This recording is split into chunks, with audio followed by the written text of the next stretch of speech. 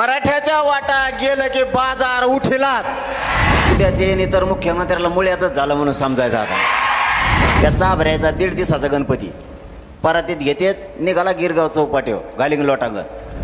आपल्याला कच अवघड आहे. मग नाही ऐकलं का आपण कचा कच घोड्याला येत असतो. तुझ्या दादा फादा तर मी काही ठुले नाहीत आता, अर्धे मोक्यात घातलेत. काही ठुले नाहीत दादा फेदा. तिकडे इतके दादा तर नाहीतच तुमच्याकडे. दादा डायरेक्ट डिस्काउंटच करतात. डिस्काउंट करणारे दादा जेलात आता नुसतेच शेण पापड्या खातात. आता एक दादीन राहिली, वळवळ केली की गेली. नमस्कार, तुमच्या सर्वांचं स्वागत करतोय आपल्या चॅनलवर. मित्रांनो, मनोज जरांगे पाटील मराठा समाजाला आरक्षण मिळावं यासाठी पुन्हा एकदा आक्रमक झालेत आणि त्यासाठी त्यांच्या वेगवेगळ्या ठिकाणी सभा वगैरे आंदोलने उगवताना आपल्याला दिसत आहे. आणि येत्या काही दिवसांमध्ये जे थेट मराठा समाज मनोज जरांगे पाटील यांच्यासह मुंबई गाठणार आहे आणि त्या ठिकाणी ते जाणार असल्यामुळे सर्वच ठिकाणी या गोष्टीची मोठ्या प्रमाणात चर्चा होताना आपल्याला दिसत आहे.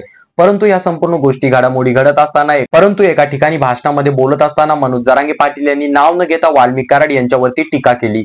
त्या ठिकाणी बोलत असताना ते थेट म्हणाले की या ठिकाणी काही भाई होते किंवा आपल्या महाराष्ट्रामध्ये काही भाई होते, ते स्वतःला लयच मोठं समजत होते.